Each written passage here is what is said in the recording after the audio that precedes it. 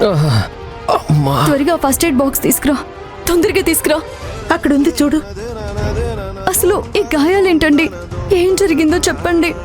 అశ్విన్ రౌడీలతో కొట్టించాడు లక్ష్మి.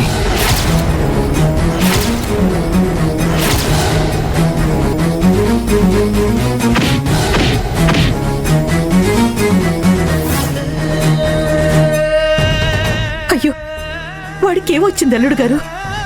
మనల్ని ఇబ్బంది పెట్టడానికి దాపరించాడు. మనమేం చేయలేమని ఇలా చేస్తున్నాడా? మనల్ని బాధ పెట్టడం తప్ప వేరే పనే ఉండదా వాడికి?